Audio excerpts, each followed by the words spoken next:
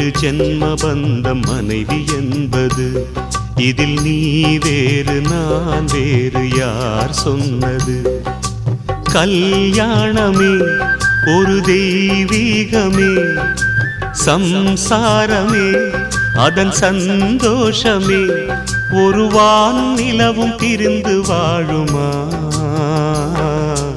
ஏழேழு ஜென்ம பந்தம் மனைவி என்பது, இதில் நீ வேறு நான் வேறு யார் சொன்னது?